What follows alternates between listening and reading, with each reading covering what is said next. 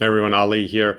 So I'm going to talk about hiring your first associate, one of the most exciting but sometimes stressful parts of becoming a business owner. The good news is that if you're ready to hire an associate, it means that the practice is doing so well that you need one more person to see your patients, and that's the good news.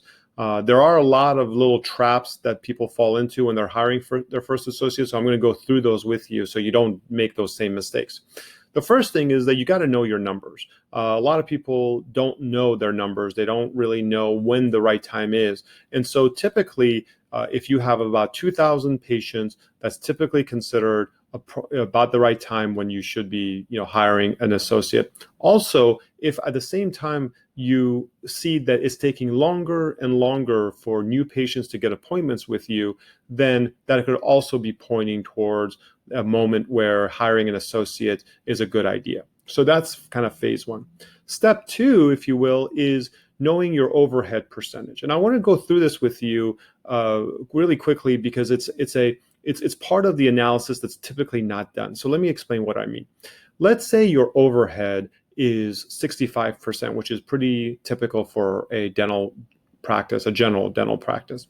If your overhead is 65% and you decide to pay your associate, let's say 30% or 35%, then you can imagine 65% plus 30% to the associate. Now you're at 95%. If you were paying him 35%, you'd be at 100%.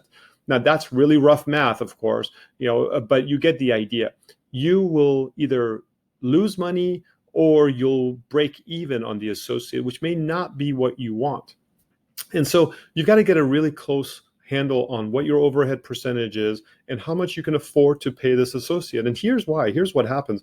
If you don't do this, then you'll hire the associate, you'll pay them what you think you should be able to pay them. And then after a period of time, you'll realize, man, I'm not making any money. Or more importantly, I feel like I'm losing money. And when you start talking to your CPA 3, 6, 9 months later, you realize you have been losing money on this associate, not even breaking even. And so then what happens? You fire the associate. But at that point, you may have opened up a day already. You may have hired more staff. And who's going to see those patients? Well, it's going to have to be you as the business owner. So I want you to avoid that mistake. So make sure you get a good handle on your overhead. Talk to your CPA about how much you feel like you can afford. The third mistake is not having a contract. Now, not having a contract with a dental associate is really a bad idea for a lot of reasons. One is that you got to protect your intellectual property. So your intellectual property are your patient names, your employees, and all those things that you have created and are of value in your practice that have made you successful.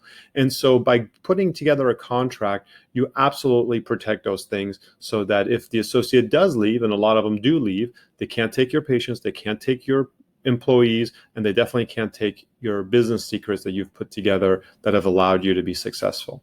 All right. So, and that's just part of it. There's a lot of other details in the contracts that we put in, but those are the three main things that you need to kind of keep in mind to avoid when you're hiring your first associate.